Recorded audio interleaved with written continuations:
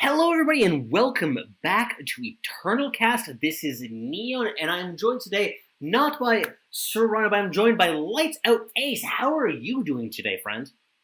I am absolutely wonderful. What a fantastic time to be alive and playing Eternal. It is a very fantastic time to be alive, and it's a very fantastic time to be, online on the stream too. We're actually streaming this at the same time we're doing it for the first time on my stream. I'm just like figuring out how to do it. It's looking like things are holding together.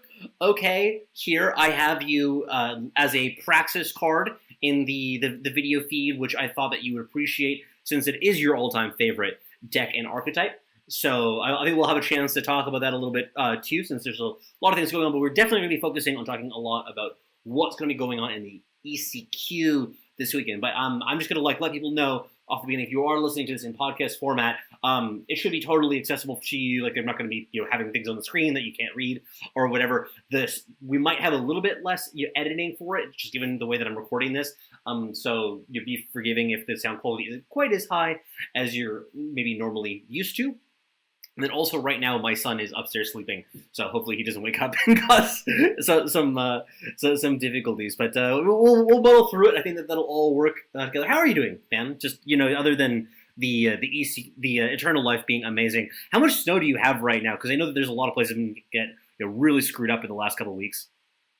So we didn't have much snow. We had like a 1 or 2 day blizzard last week, but then it just dropped down to like -30. -50 with the wind, like negative, like for you that aren't using the imperial units. So it's actually roughly the same. Fun fact. Fun fact. -40 is where it's even. Yeah. So we got to the point where the Fahrenheit is lower. Yeah. Than the Celsius. Yeah. No. So my favorite one for that one is my father for a while lived in the Arctic, doing like some random stuff there, and there was one day it was like whatever it was, like -40 there. And they're like, man, it's so, like on the radio, they're like, man, it's so cold today. It's -40. This is like right after the change from metric, from imperial to metric. And they're like, well, is that imperial or metric? And he's like, it doesn't matter. Just it's so fucking cold.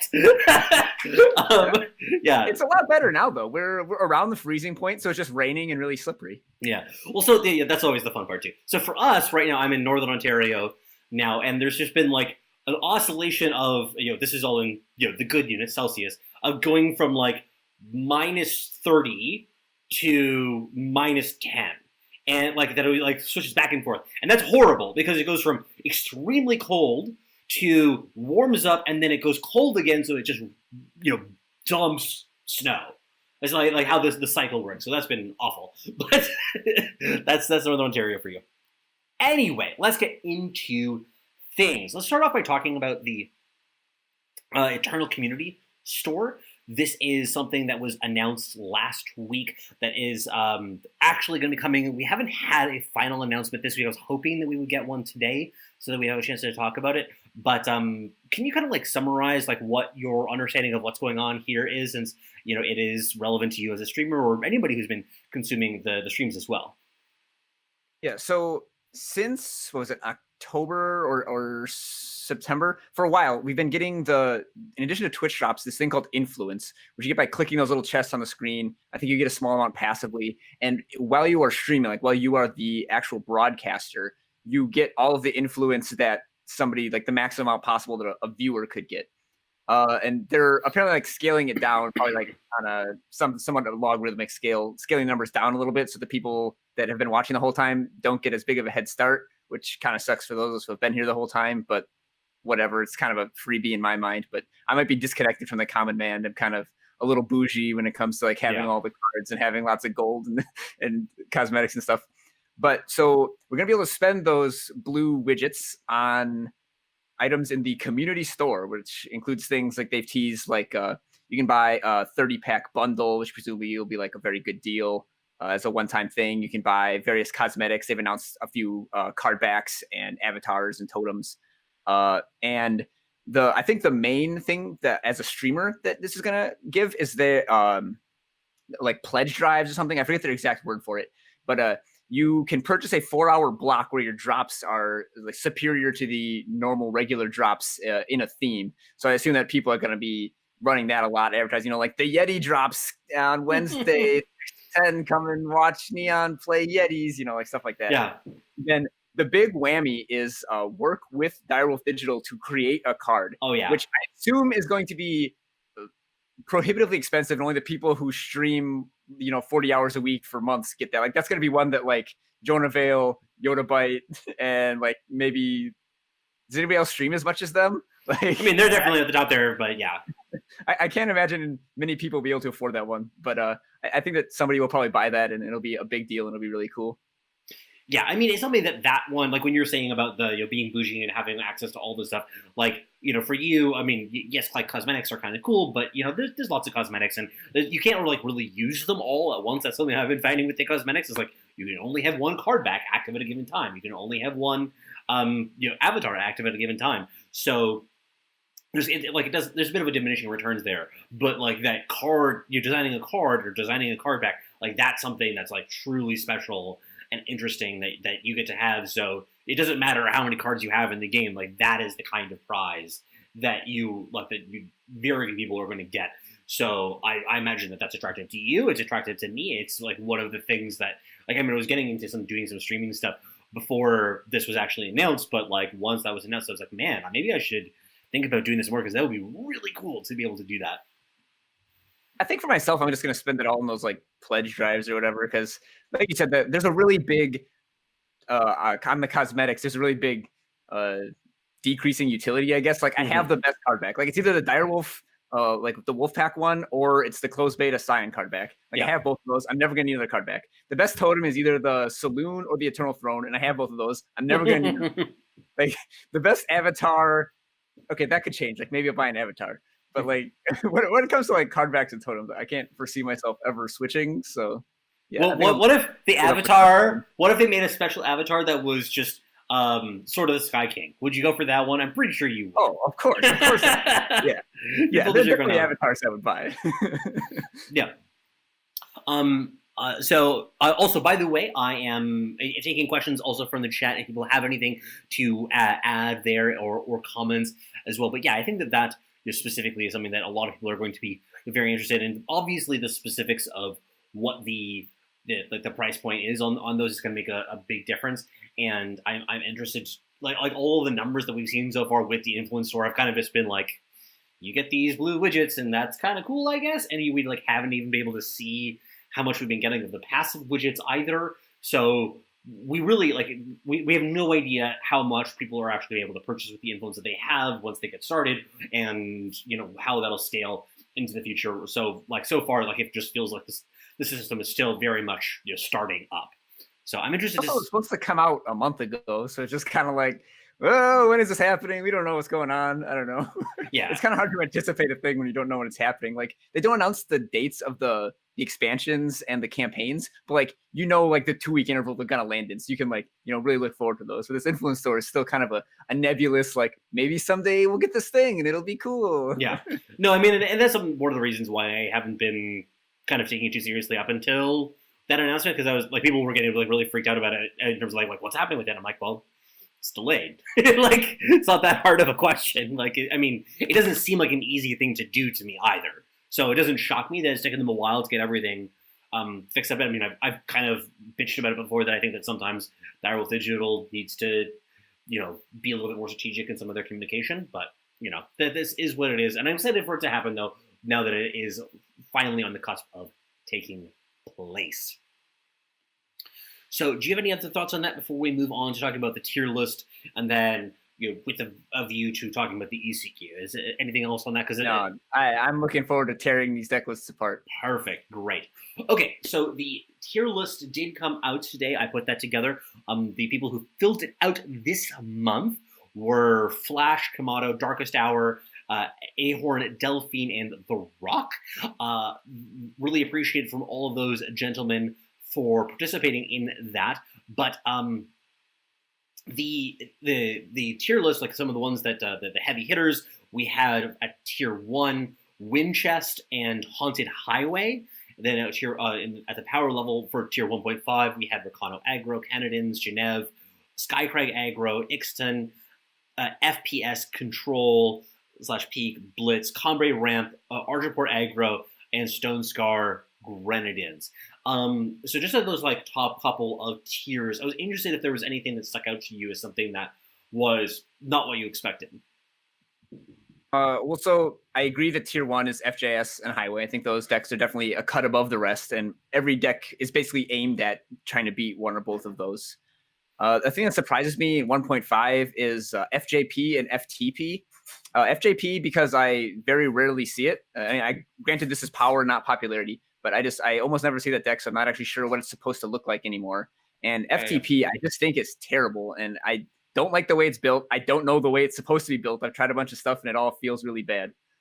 Yeah, no, I am a strong agree on the Geneva. I mean, I kind of like bitched about this on my stream a couple times, like specifically in like one of the things I've been doing on my stream regularly is watching through the ETS coverage after it's done, and then kind of like going through it at 2x speed in order to basically get a sense of interesting plays, interesting players, interesting decks, etc. And the thing that I consistently see and feel in watching those games, and when I play the deck myself, is that Genève just feels like this deck that is like, okay, I put a bunch of powerful cards in my deck, like really powerful cards in my deck, but like just mono powerful shit, but then it's just autopilot through it, and that you just have no agency other than the fact of like, did I draw one of my few early interactive spells to stave off an aggressive deck?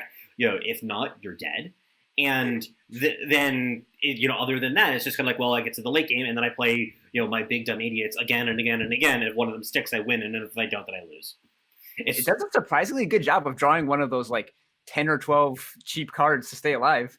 And I think that a big step forward was cutting Wisdom and Strategize. Like, you don't need those. Like, your deck has 18 cards that cost more than 4. Like, you're not going to run out of like random. Yeah, like you said, like you're not going to run out of big shit to throw at them. Oh yeah. Like, you just need to hit your power drops. Like, I see why people are playing Amber Acolyte, but then you're playing Amber Acolyte in 2019. Like, yeah. Our 3-drops are like 2-3 life steals that tutor a card now. Like, we have insane 3-drops. We don't want to be playing shitty 2-1s. Like, oh yeah, no, it's frustrating to kind of like see. I mean, I get it. And people who specifically defend the Amber Acolyte, the people who are really interested with saying like, well, it helps to dilute the power of Vara, or it maybe it helps stave off like the aggressive decks. Like, the thing for me is that it just feels like this like uber greedy Praxis deck at the end of the day. I mean, Praxis midrange like is a deck that people aren't as interested in right now, and you basically give up a bunch of like early game consistency and the free wins of Teacher of Humility. Instead, you get Howling Beak, which, I mean, and Zalchi, which are like powerful cards, but I just kind of like, I don't know, that's something I just don't buy that it's worth all of the costs of making your mana base that much worse.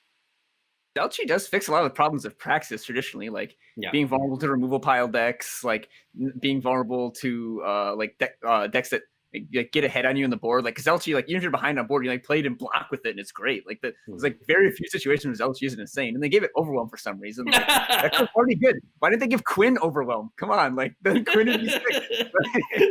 What about the Quinn love? What about the Quinn love? Cards. It like the deck is somehow less than the sum of its parts. It's like the anti-Grenadin.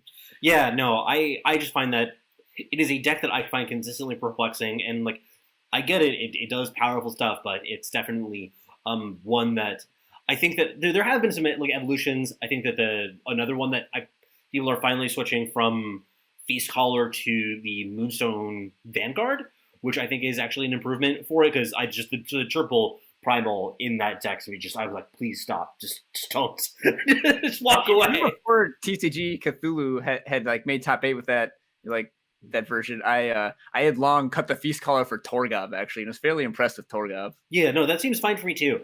There's lots of other possibilities there. I mean, I still think that the deck might have some, like there might be something there that I'm just missing, and that there's more to come together. It's just that as it is right now, I personally would hate to play a deck like that, since there's just very little agency, and sometimes, like, especially if you get the metagame read wrong and your combination of interaction is a little bit off, like you are just so boned.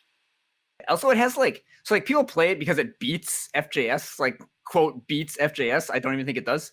But then it just gets absolutely ranched by Grenadin and Highway, which are like both fairly popular decks that just cannot lose to FTP. Like, those are embarrassing matchups. Yeah, no, definitely, especially like when. I mean, like Highway is always one of those ones where it's like, well, when it's functioning at its peak, it looks insane against everything, and then when it's functioning at its worst, it looks like shit. So it's always like hard for me to like really have a great grasp of exactly how like all of its matchups like play out. Because there've been a couple times I've played Highway against the Genev decks and lost pretty dramatically, but it always felt like it's like, well, maybe this hand was just not functional, which that happens with the deck. So I don't know. It's one that I'm interested to see how it does this weekend specifically, because like if it finally drops off in its popularity and its performance, then it we might finally see the deck kind of move to a place where it feels like to me, which is lower in the power level scale. But it's still pretty popular, so I would say don't sleep on it in terms of like, LightsOutAce and Neon are saying that it's bad, so I shouldn't have to prepare against it. You still have to prepare against it because people are going to play it. Oh, you're definitely going to see it on ladder. Definitely going to see it in the ECQ. You're definitely going to see it in the top 64. Like, it's a popular deck, and it's not atrocious. I just think it's overrated. Yeah. And then your point about the Ixton deck, the FJP peak style deck, that's another one that I was a little bit surprised by people rating it so high, because I just like haven't seen it myself either. It's got some good FJP I see is like Anya decks, like trying to use a newly buffed Anya. Yeah, I've seen a little bit of that. I mean, I think that the Huru decks are honestly reasonable with her. That's one that didn't score particularly well on the tier list. That I haven't actually like put the effort in to like really work on it quite yet myself. But they look fine to me from what I've seen. Have you had a chance to play any of those decks? So I played a little bit of FJP, like pre-Levitate, and I kind of gave up on it and thought it wasn't good enough. And then when Levitate came out, I tried out the couple of the Huru builds, but only for like 5 or 10 games. So I have no strong opinion on it. It seems like it's just for those few games, it just felt like another Hojan deck that just like wins when it goes off with Hojan. Kind of like Rakano. Yeah, no, I don't know. It's one that I consistently have my eye on, because it's like there's a bunch of good cards there, and I don't quite get why it isn't better, but at the same time I haven't like put the real effort into it to try it myself, because there's always like so much to like work on, especially with like the ECQ coming. Like I'm kind of like, I want to prepare with a given deck and make sure that I know my matchups with like a given deck, as opposed to trying out everything under the sun, because there's so many different possibilities. Sort of off permafrost decks in general. Like a lot of decks that would play permafrost also play Vara, so you just like can't play permafrost because it neuters you on Vara. And then a lot of decks are playing Boar and or Deep Forge Plate that just make permafrost embarrassing. I don't know. I don't like playing perma right now, which is odd to say because the card is so powerful. But if I'm not super aggressive like Skycrag aggro, I just don't want to be playing permafrost. Yeah, permafrost is one that like especially like something like the Genev deck like often has to lean pretty hard on it against certain kinds of threats. And there's other decks too, like the Skycrag also. Obviously, the Elysian deck is another one that really likes to have access to the permafrost, and people are kind of prepared for it though as a result of it, because these decks have been seeing a significant amount of play, and you've seen people, I think, kind of skew in that direction of being prepared for it. And it also it's kind of like when Titan was like one of the better cards in the game, like set 1 and 2. Like Titan was so good that Titan was the worst card in every Titan deck because like, there's so many cards that just made it not matter that people were playing. Yeah, and I think that also people have like finally figured out that against a lot of primal decks that you should just automatically, without even thinking about it, just grab Deep Forge Play. When you're in, like, for instance, your Wind Chest decks. So that was something that like I played a bunch of games where like I look at my hand, I'm like, well, if they grab Deep Forge Plate with their turn 3 Merchant, I am fucking dead. And then they tomb me or whatever. I'm like, okay, look, I guess you're allowed to do that, but you're getting Plate out of the market in FJS is like so underrated. Like a lot of times you get into the late game and it's like my hand at this point is like Zoe and not Howling Peak Smuggler, Red Canyon Smuggler. Red Canyon Smuggler, and like some random garbage card. It's like I can just play this Zoe. If they don't kill it, I win. And then I can play the Smuggler and get Plate. And if they don't kill it, I win. And then I can play whatever I've drawn in the last 3 turns. If they don't kill it, I win. Like, even against removal pile decks, like, I often end FJS mirrors by putting Plate on Red Canyon Smuggler and just, like, 14ing them. Like, oh, yeah. No, I think so that good. I think that it's actually one that, like, in the Reddit thread associated with the tier list when I put out today, it's like somebody asked, like, why is it that we always see play in the market? And then I started listing off all the reasons. It's like, it's insane on Vara, it's insane on Red Canyon Smuggler, it's insane against Permafrost. And I think that they're very quickly like, yeah, that seems pretty good. Those decks just can't beat it. Like, No. you play it against like Skycrag or Kenadin. Kenadin's is, they just scoop. They can't win. No. Yeah, that was the big one for me. Like when I kind of like always realized that I just don't think the Kenadins can really beat FGS in terms of the power level of it. Like I think the deck does have potential and can have applications of being good in the metagame, but it's really hard to like fully get over top of that hump because they just have that out of like, okay, well, I'm gonna turn 3 Red Canyon Smuggler, turn 5 Plate, and you have to do something about that. And there's like 3 cards that you have access to in your deck that'll do anything here. Yeah, do we want to talk about FJS a little bit? Because I think that a lot of the popular builds are like very wrong, and I don't know, I could write an article about this, and I probably will, but I would love you to write an article about it. But yeah, no, I think that it was one that for me, I was looking through the various builds of the deck that people submitted for it, and I have to say that like I have a rule for myself when I'm making the tier list, like personally, is I try to put as little of my own opinion into it as possible, because I just kind of, in terms of like the actual like writing and like the lists and stuff like that are in the article, because people like I want it to be like, okay, I'm aggregating information from other people. This isn't my opinion. I'm just kind of here as an aggregator, because I think that helps to diffuse a little bit of people can be super sensitive about the tier list and being very like, oh, this is supposed to be tier 1 and it's tier 1.5. How dare you? So I like to just kind of like dilute the fact I say like this, Yeah, you get to invoke the Shaggy defense. We've talked about this before. Yeah. So that's my kind of approach to it. But I think that like my opinion of the best build of FGS was one that you sent to me. Unsurprisingly, I also like my build the best. Oh, really? Yeah. So what a coincidence. There are a few things about it that I just want to say. So some people play fewer than 8 smugglers. That is 100%. 100% correct to play smugglers. I thought for a moment after the nerf, there's like maybe there just isn't enough. Like now that you can't play the 8, it's just a little bit too inefficient. Like God, I was so fucking wrong. That was one of my worst calls of that. My breakdown of that patch note. So, for it, you definitely have to stay up on 8s. They're so goddamn good. Absurd. Some people play fewer than 4 Rizan. This is incorrect. Rizan is still absurd.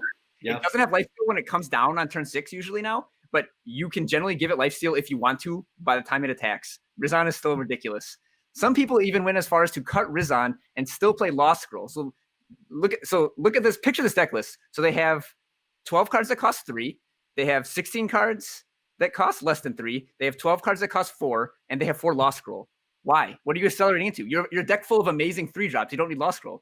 Even in what I would call the good version with Rizan, you still don't need Lost Scroll. If you play Lost Scroll, you're not playing a Smuggler on 3. It doesn't let you play Tomb first in the mirror on the draw. It's like, why are you doing that? It makes all of your like seat / crest plus a second seat / crest hands terrible. Whereas if it was like seat crest plus Seek or Cargo, then that hand is great. Like turn 1, you play a tap land. Turn 2, you play another depleted power, and then you Seek, and then you can play your 3-drop one time. If that's Lost Scroll, your turn 3 is playing Lost Scroll, and your turn 4 is playing Smuggler. Like, that's awful. I think that part of the reason that this is also like a difference of what we saw in the previous decks versus the decks right now is that with in the previous format before the nerfs came down, it was something that your main competitor were these like greedy Genève style decks or greedy Howling Peak decks, and it really felt like in those matchups you just wanted to be ahead on mana so that you could start playing your haymakers a little bit before them, and because it often came down to whoever was a little bit ahead on tempo could kind of take control of the game because all of your threats were insane. So if you're at Loot Chain's plan, by all means play Lost Scroll. Yeah, no, I just think that right now it's less important to have that. I mean, clearly being able to play turn 3 Vara is still insane, but I just don't think that that's what you need to do as often, especially since like so many of these aggressive decks are playing Permafrost, and you kind of just need to pair your Vara with the plate in order for her to get her money. And here's the big kicker for me is like turn 3 Vara is amazing. Like you can also play like turn 3 Smuggler, turn 4 Vara. Like, Smuggler will block fine and bridge to the Vara. And the main reason is, so the versions playing Lost Scroll, you can play like 8, maybe 10 crests if you're pushing it, because like I was saying, if your second power is depleted with Lost Scroll, that is atrocious. Like you might just lose the game off that, because you're going to be so far behind on tempo if your opponent is also interacting with the board early.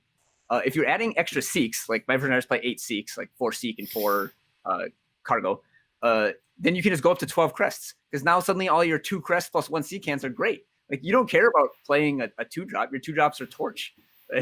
So if you play that, you get 12 crests. So your late game is actually better than the versions that are playing like Loot and Lost Scrolls, because you get more card selection, more card filtering, and then you have more power in your opening hands in general, because you're playing 33, 34. So you can just like cast those more often and like get more easy 2-for-1s there. I just think that Lost Scroll is kind of a relic of the past in FJS. Yeah, and I think that the Cargos too is just one of those cards that I feel it's misunderstood in some ways as a whole package of cards. It's something that I've really been enjoying them, and it's something that it's got to be like half the time that when I cargo for something that I almost like just keep it in my hands to eventually send back to the market with one of my merchants. But the other half of the time, it does something interesting and impactful in the game. So, for instance, a game that I played just recently on, and I think it was on stream too, is that this was against a Legion aggro, actually, is that I had 2 cargoes in hand, played them both. The first one was I got a Yeti Sage, that's the 1/1 double damage, and then I got a Tranquil Scholar, like both on the same turn, and then I played the Tranquil Scholar, and I got Lifesteal, and I put the Lifesteal on the Yeti, and I still had a plate in my hand from earlier in the game. So double damage, Lifesteal, Overwhelm, Yeti, like carry. You can never play around that stuff. Yeah, exactly. Smugglers. If you get 3 bad options, just tuck it away. Like it's fine. The deck is just so consistent and it's just so powerful. It's just every card's a 2-for-1. It has incredible access to the cards that it needs for the situation. It doesn't flood. It doesn't screw. It's just extremely consistent and powerful deck. Yeah, so I think that it's definitely something that I have to say that I side with you on that approach to the deck. Like, I mean, like I think that I changed like a couple of numbers like specifically for it. Like I think that you started with the 4 card. I think I'm down to 3, and I think that I made room for like 2 copies of Defiance or something like this is where I'm at. But like this is just fiddling around the corners basically for the deck. And I think that approach to building it, especially like with the Rizon, is another one that I will like specifically say, like being able to fuck up a tomb if you are having a like you're behind on tempo in the mirror. That's really important because you don't want to have to actually battle through an Elias. Like I mean, like that comes up. Like that's just there's lots of great functionality for that for him too. So I'm a pretty strong believer. Think of how many times you make a play and you're like, geez, I hope they don't have Rizon right here. I just get completely blown out. Yeah. And then imagine voluntarily choosing to not put that card in your deck. Like that's just madness. Yeah. And I think a lot of this does come down to of like where you think the aggressive strategies are right now in the metagame, because like that's where the power level of Rizon changed basically entirely in those matchups. That should actually be a good thing to kind of pivot to. What do you feel is in terms of like, let's say aggro, how is it positioned right now in the metagame? Well, I think it's very good. Like Highway counts as aggro, then that's extremely good. Rakano and Skycrag are both, I think, strong options. I think Rakano's a little better now just because the Hojan or Highland Sharpshooter high rolls are just like unbelievable. Like like +5, +3 Warcry charge to your next unit. Yeah, that seems good.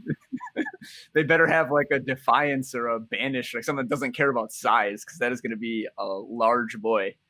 So like I think they're good. I mean I think FJS still beats them, but like I think they're good against FTP. I think that the current Kenedin builds aren't built to withstand aggro. I think they're good against the various like FPS and Cambrai chains and that kind of stuff. Yeah, I think really they're only really weak against FJS and Grenadin, and even then they can win games. Like those matchups aren't atrocious. So if you were to play in the ECQ this weekend and you had to play an aggro deck, it sounds like then you're saying that your Rakano is where you would be, of just getting that high roll action. I would play Highway. I was just saying I think Rakano is better than Skycrag. Oh, sure, okay. But I think Highway is better than both. I think there's a pretty clear delineation of Highway better than Rakano, better than Skycrag. But like neither of the three are embarrassing.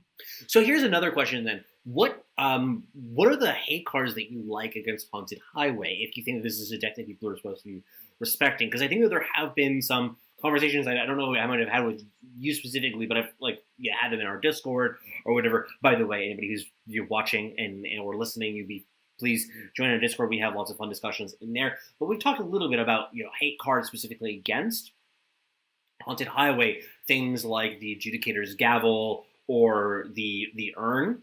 Are any of these actually appealing to you? Because I've never exactly been impressed by any of them, and I kind of just want to say okay, I'm just going to do it hard mode. There's no get out of jail free card in the matchup, especially because those cards have always felt so narrow to me. I don't know. What do you think? I think Gavel's absolutely stains. It shuts down 5 cards in their deck, maybe only 4, and they can just merchant those away, and they aren't even the most impactful cards.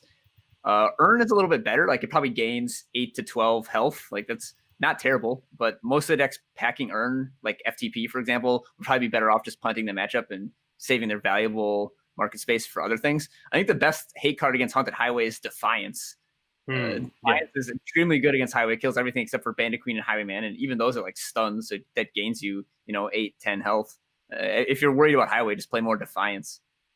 Yeah, that's kind of where I'm at. I don't think that you put it in the market, but I this is part of the reason that I found room for a couple of Defiance in your version of the deck, because I felt that the aggro matchup was a little bit insufficient. I also had a chance to cut a Auric Runehammer, which is a card that I kind of despise right now. I have to say. People aren't playing that many Feast Callers anymore, so that definitely is a fine card to trim out. Yeah. Thank God. But okay, so what are other ones then? I would say, I can't really think of any card where, I mean, you're playing a good number of copies of the Maiden as well in the main deck, which is it's okay as a hate card. I mean, some games it totally runs away with the game. Sometimes it doesn't do a ton, so it's fine in that capacity, just not kind of busted. So I think the fact that you're playing multiples of those main deck makes a lot of sense, and you also don't need to, for instance, play the Highwayman as often in the main deck, because the peak decks have gone so far down in their popularity, relatively speaking, and that was one of the main applications of that card back when Ingenuity won that event with the Highwayman build of the deck.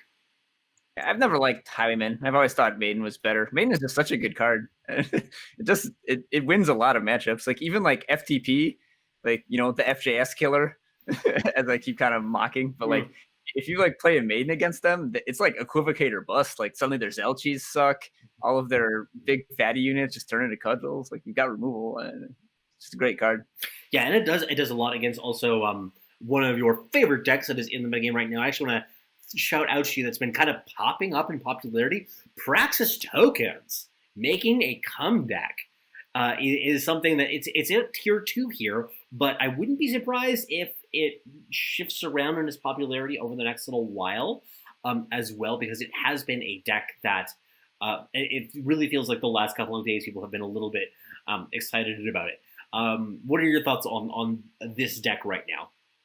I mean, it could pretty easily sneak up to tier 1.5 with a couple of easy changes, like cutting the buffed but still terrible Amaranth Stinger and doing things like maxing out on your best cards like Assembly Line and Heart of the Vault. I don't know. The current build makes some truly baffling choices that I can't really explain. Yeah, no, I can. Yeah, I mean, the deck is strong. I'm glad that draft exists.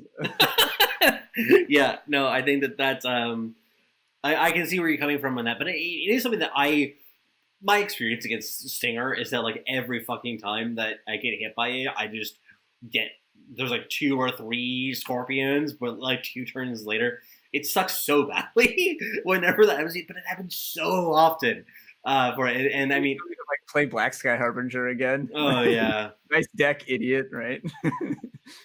Oh, would you ever play fewer than 4 Varas? Was a question from Mule55. I think that's basically blasphemy. In my opinion, you suck against Aegis, as one thing, you love having the life gain, and a big deadly unit is great against the grindy time matchups. So yeah, I just don't think that you would ever cut that card in any numbers, and she's so good. But even against the decks that are going to have fodder to sacrifice to her, like in those matchups, a 3/4 lifesteal is just a good card. Yeah. The only reason to ever not play her is like a Champion of Cunning deck, I think. Yeah, no, that's the only reason. It's just that particular Nombo, it will always hurt. I think that you were actually on the cast, the last time you were on the cast was roughly when she was spoiled, and I remember it being this weird tension when I first saw her, because I was like, man, Shadow's so bad right now, this card looks good, there's so much Hearts Rule, I don't know how I feel about this, and then there were a couple of balance changes, and ever since then she's been insane. Also, like, killed Cambrai aggro by herself. Yeah, that's a bad matchup for them, yeah. I was playing Cambrai aggro a lot at the time, and like my win rate against non-Vara decks was like 80%. My win rate against Vara decks was like 30%. Like, yes, I couldn't beat the card. Yeah. She's very solid. She's very, very solid. I mean, like, I guess that's like one of the things to like note too, is that if you have think of some way to diffuse her as a card, it's pretty appealing. Which is part of the reason why I think that something like Canadians is interesting for the event. I'm like, I don't really think that you can it. It would be fun to play it, and I can see it making the top 8 of the ECQ. It's just going to be really hard for it to really overcome all of the win chest decks that you're going to see on your way there. Yeah, it's really matchup dependent right now. Like, you need to like dodge sort of FJS, and you dodge the high roll draws from aggro. You need to hit FTP. You need to hit like Argenport. You need to hit like other random mid-range decks, Xenon, I guess, but like not hard reanimator Xenon, because they play like 2 Azendels, then you're kind of hosed. But if they just play 1 and then you make 2, then you're fine. Yeah, I don't know. It's kind of got a very polarized matchup spread right now.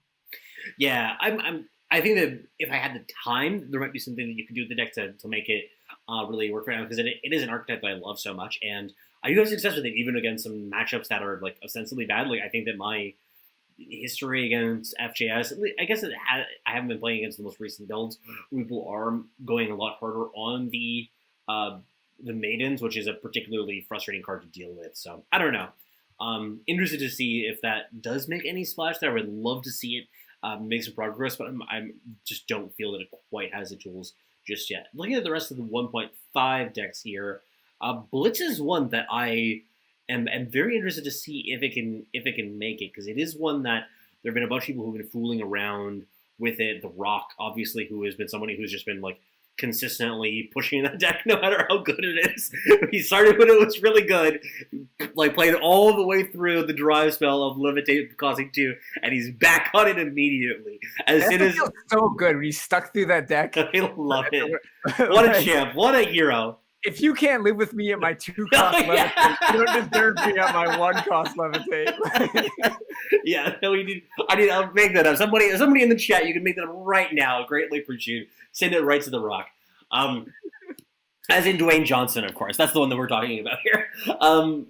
No, yeah, it's a deck though that I would definitely say that it's underplayed right now, based on how powerful it can be. I don't know really how its matchups stack up against things, because like oftentimes I feel like when I play the deck, is like once again I just like have these dysfunctional draws. Maybe I'm just rusty with the deck or whatever, but it definitely has these times where you just kind of shit your pants and wait to die, and then other times you do busted stuff and your opponent is like taking 30 damage on turn 4.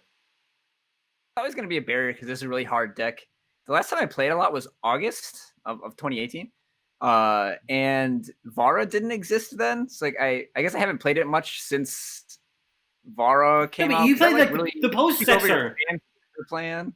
Like the post deck, the Alessi post decks are in the same vein, right? Like I would say, I played a lot of Alessi post. Alessi post is great. That's a little bit less all in. Like that one grinds it more. Doesn't play stand together in the main deck. Yeah. Yeah, I mean, I personally classify them in the same category for it because they're similar game plans. There's a lot of overlap in the cards. I mean, yeah, I guess I would agree that that version of the deck is kind of like the same thing, but grindier and more mid-rangey. It's playing like Post and Great Valley Smuggler and Huru Pacifier instead of Rogon's Disciple and Gift of Battle and Stand Together. Like it's a lot less all in, I guess. Yeah. But it's still like an aggressive TJP deck, with a Lessie in it. Yeah, I don't know. Maybe that's just looking at it kind of like the wrong way.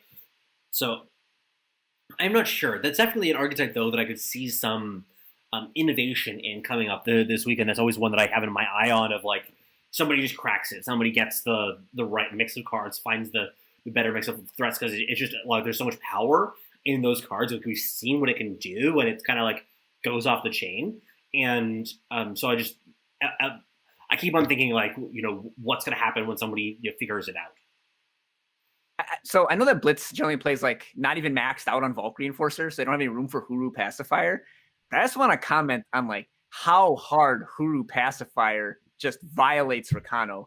Like a pacifier, they can't do anything. No, their sharpshooters can't renown. Their Hojans can like, I guess you like finest hour it. Like they can't like play a weapon like a Runehammer and attack it and kill it. It doesn't die to Avagraft. It doesn't die to Vanquish. It doesn't die to Torch. The card is just like ridiculous against Rakano. Yeah, no, it truly is. It truly is. I'm interested to see how Rakano does in the event too, because it is a deck that like it does fine, but I just like it hasn't been, for instance, performing in the ETS is particularly fantastic. I think that like it has one finish in the last couple of events that it was able to get into the top 8 and then died there.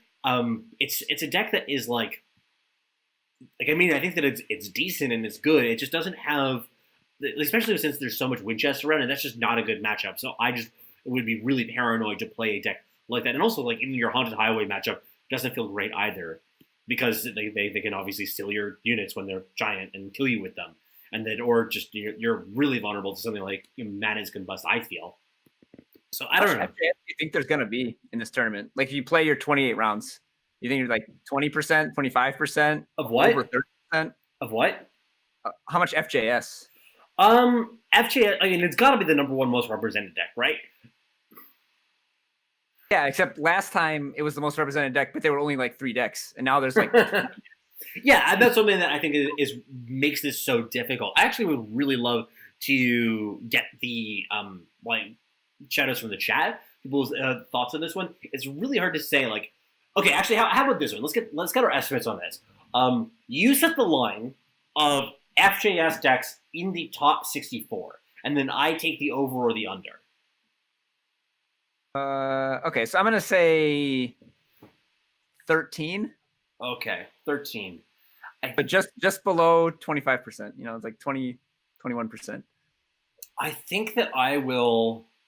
That's a good line. So I should say like 13.5, right? Because you pick over under. Yeah.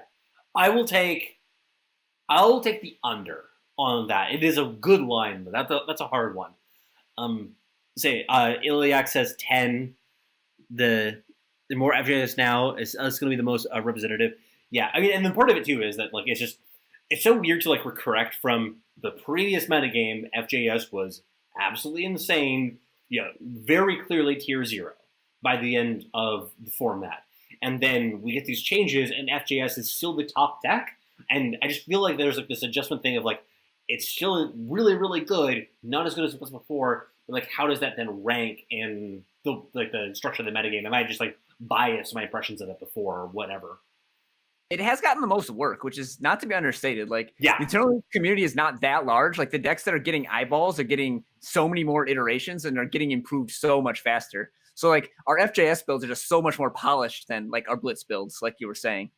Yeah, and I think that those are good examples of 2 decks that are difficult to build, too, because, like, with FJS, you just have so many good cards that you can choose between, and, for instance, identifying the fact is, like, no, you're supposed to still play 8 merchants, and you probably should still not be playing Harsh Rule in your main deck. Like, those are weird calls to figure out, and, like, the Eternal community seems to have called that for it, and with all those iterations. So I'm interested to see how it pans out with that. But I'm going to say take the under on that line, but I think that that's a good call.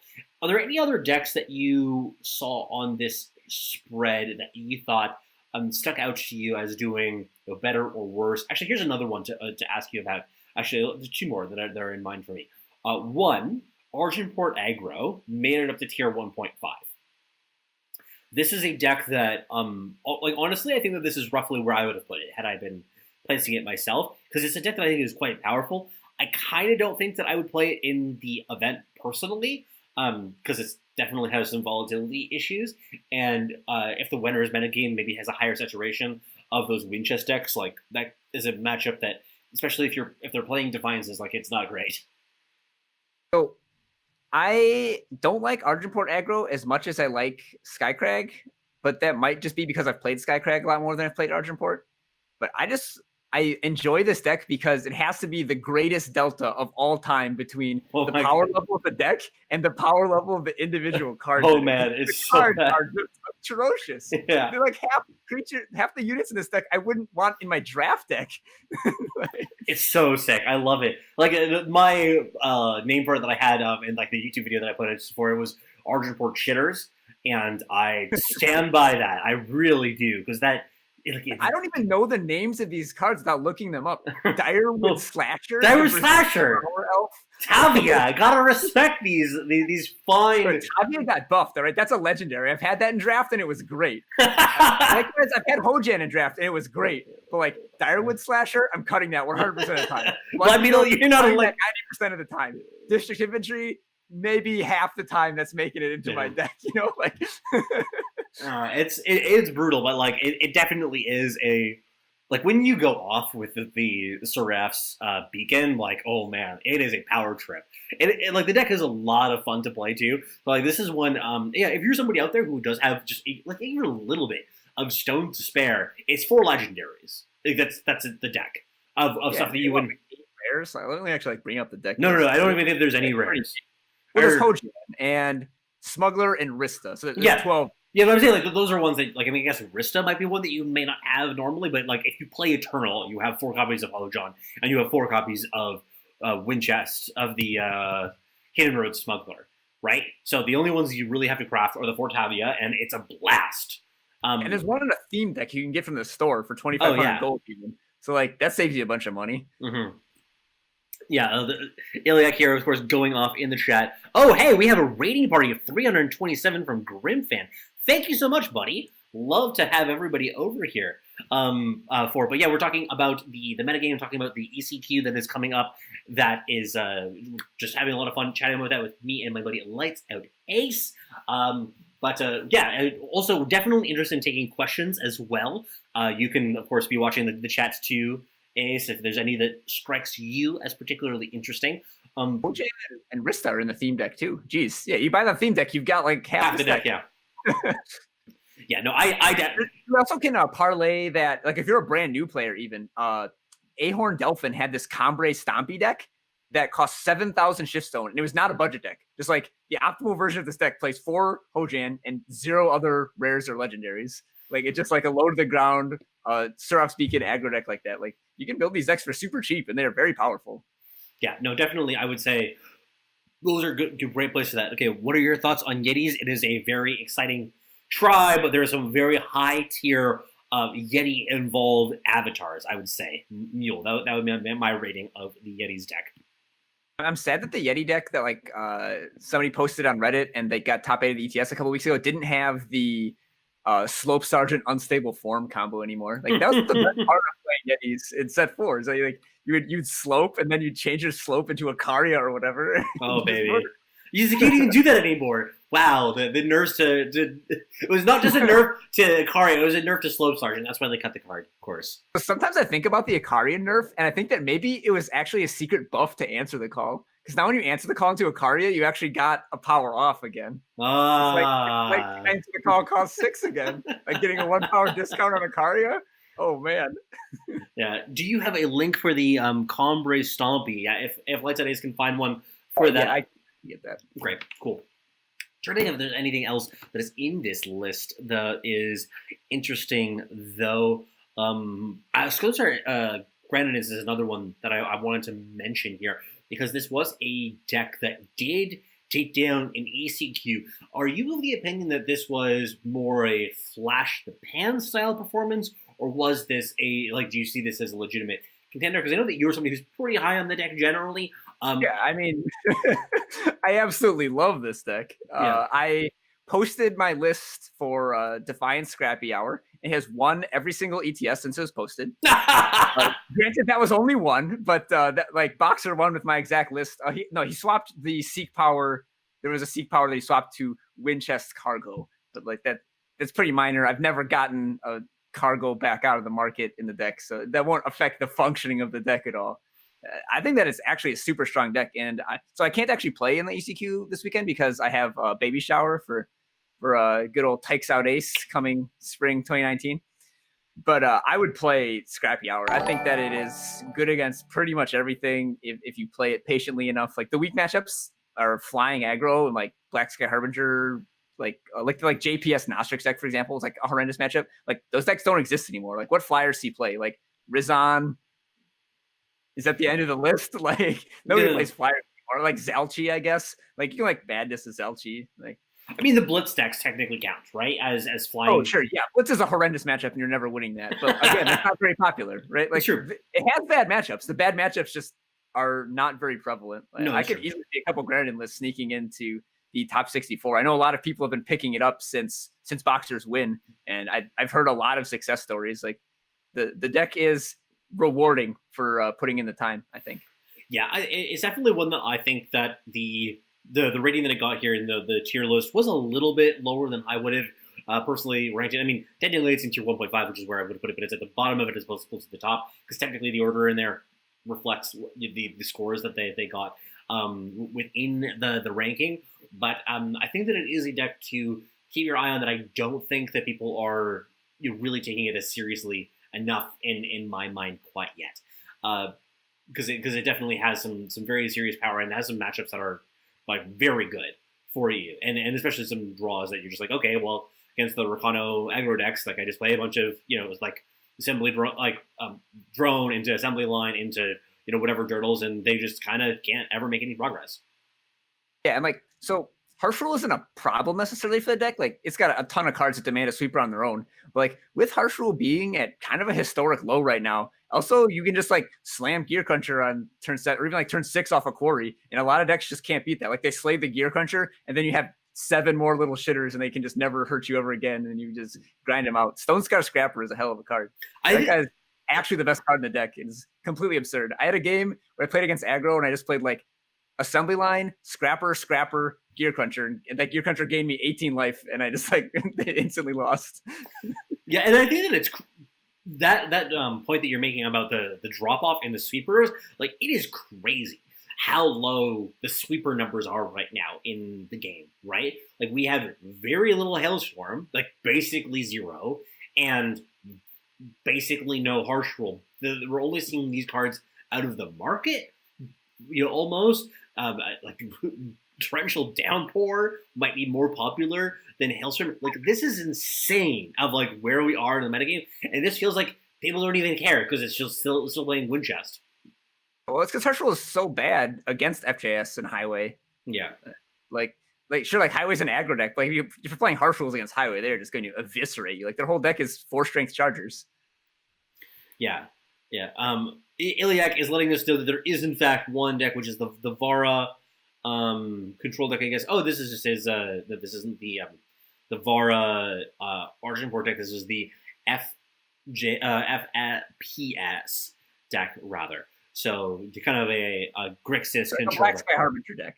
Yeah, sure, but like one Black Sky Harbinger isn't beating Grenadin. Like maybe if you play 3 Black Sky Harbingers, then it'll die. Like the card is certainly a pain. Like it wipes your board and leaves behind a flyer that you have to deal with. But generally the Black Sky Harbinger decks aren't presenting many other threats, so you have plenty of removal once the Harbingers do come out. Yeah, I mean I think that there's. I wouldn't be surprised if there's something in this vein. I mean I've been messing around with some not this particular version of the deck that he shared. This like I know people who like can't even see it on the stream right now, but basically it's a very mid-rangey style of the control deck where there's a lot of units like it's playing.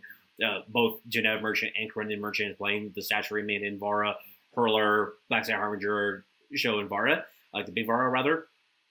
Like this deck seems like okay to me. It really doesn't have any systematic problems necessarily. It just feels like it's doing a lot of the same things as the FJS deck does with a kind of a clunkier curve. And The smugglers. yeah, the smugglers are like their merchants. Playing Genev plus Corindon merchant is just way worse than the 8 smugglers. Like the smugglers are just so busted in the Winchester deck. It's one of the biggest reasons that the deck is so good.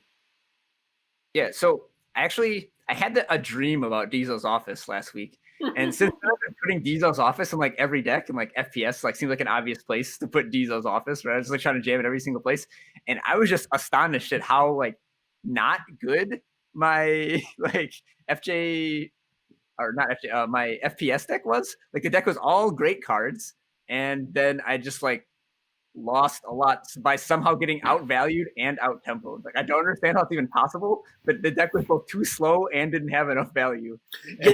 I couldn't get it to work. The thing that I've like been struggling to kind of really calibrate my mind to is just really reevaluating so many of these cards. Like Black Sky Harbinger to me just does not feel good anymore. But 4-cost removal spells are just not acceptable.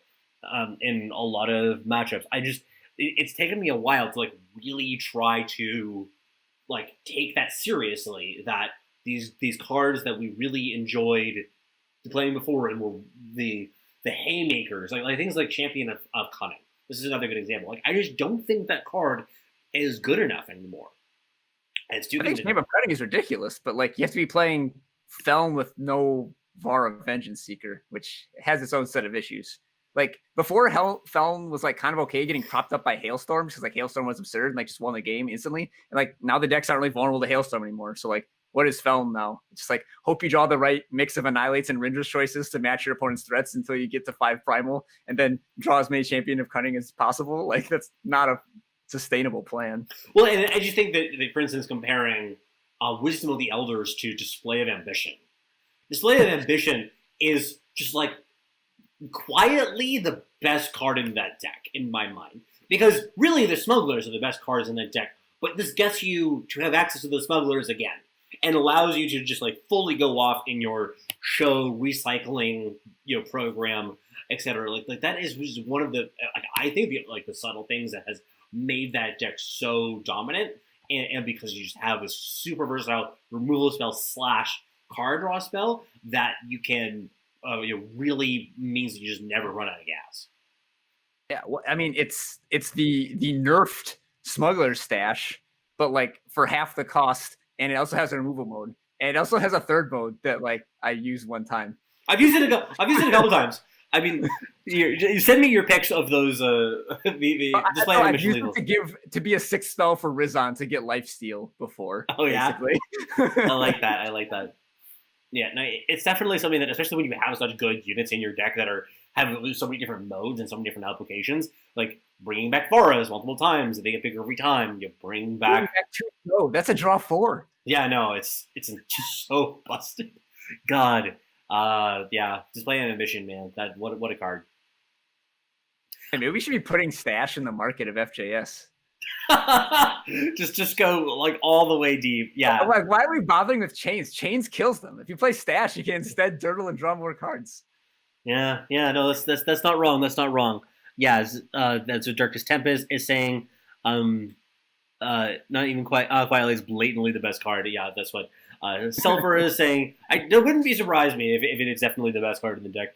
I mean, it's part of the reason why like these, for instance, the changes to the merchants felt like they hit the Argiport decks and the Rakana decks a lot more than it actually hit the Winchest deck, because the Winchest has access to the display, so it's kind of like doesn't matter. I don't know. Yeah, so like I'm reading a story in the chat, and I've also heard them on Discord. They're like, so like Temporal is kind of coming back.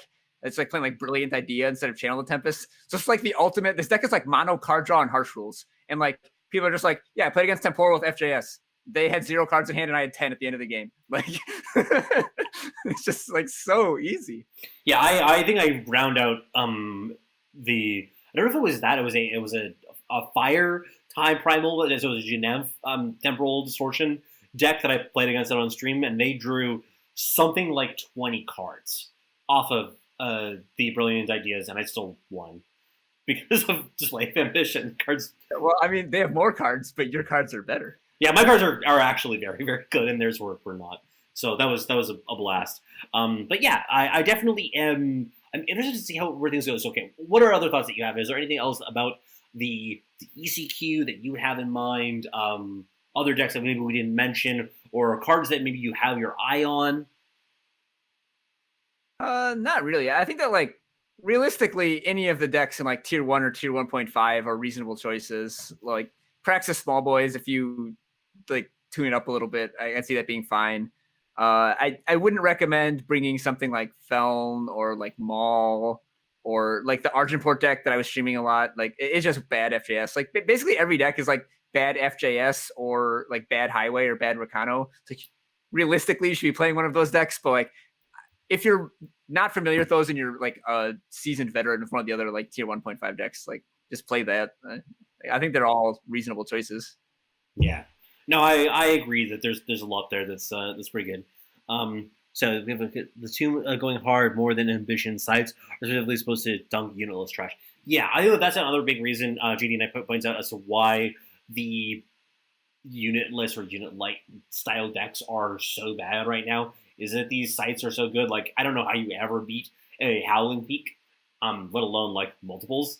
If you're probably the easiest one to beat. Like Unitless doesn't care about any of the spells Peak is casting. Like it's just like a Caleb and a power.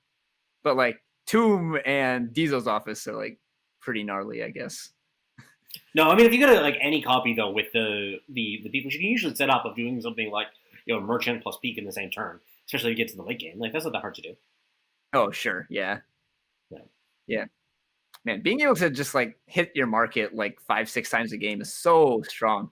Especially, well, I'm gonna say like especially in these Zo decks. But like realistically, I think you should be playing a fire deck or a combo deck. Like there's no reason to play a fair deck that doesn't have Zo and Torch in it. It's like putting Zo in and out of the market is just like so absurd. It's like you can make all of your merchants cantrip in the late game, like, and then like the card just it's a dragon. It's a 7-cost 6/6 flying dragon with ultimate. If you start your turn with this and play, you win the game. Darkest Tempest says, would it be a buff or a nerf if Display of Ambition fetched a unit and a weapon? I think that would definitely be a nerf. The reasoning why is that the current versions of the deck just don't play any weapons, other than like maybe a couple copies of Orc Runehammer. And if you just like compare the number of good weapons to the number of good units, it's very divergent. I actually would not be opposed to that as a change to the card. Yeah, so I mean, is it, if you said need, okay, nerf, yeah. So need would be very, very different because then you have to have both, which would be very, very hard to cure. But I think that honestly, it would be a crazy change to see, given how dominant the deck has been. I think FJS is like malleable enough that you could fit some more weapons in there. Like, yeah, I think Vanquisher's Blade is a super strong and underused card that lists like randomly hoses people in addition to being like a fine rate removal spell. Like also like I think a card that if we've learned anything from Vanquisher's Blade is that like paying a little extra for your removal to get a little something extra is good. So like I think Xenon Temple is super underplayed. Like if we can play 5 for a Vanquish, we can pay 5 for a Xenon Initiation. Like I think Xenon Temple is really good. And sometimes you get 6 stuff where you like kill their Heart of the Vault that had Deadly and you Dark Return it because it steals their units. Yeah. No, I mean Xenon Temple for me is one that I have seen it do some amount of work. In various ways. By the way, keep the questions coming. I'd be very happy to have all of that. It's a lot of fun to riff on these. I'm hearing these follow things. It's probably coming up on the podcast too. Unfortunately, I can't take them off right now. So as much as I love the follows, it's gonna be. Oh man, I need to change this right now because the podcast is gonna be covered with these. I appreciate all the follows. I can't see who's doing it right now. But I love you all very much. Stream.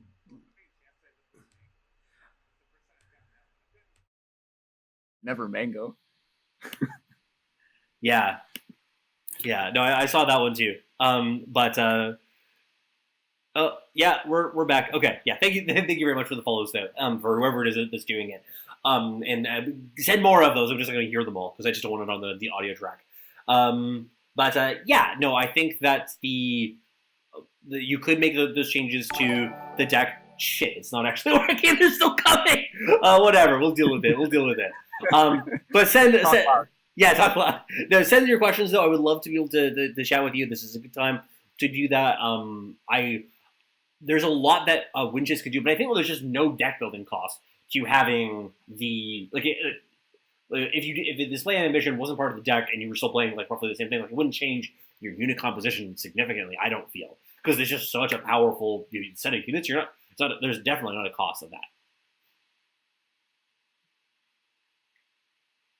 So, anything else? Definitely want some feedback from. But if not, then I think that we will wrap up for the evening. Is there an Aurelian deck that can contend using temporal, or is it just mandatory for temporal?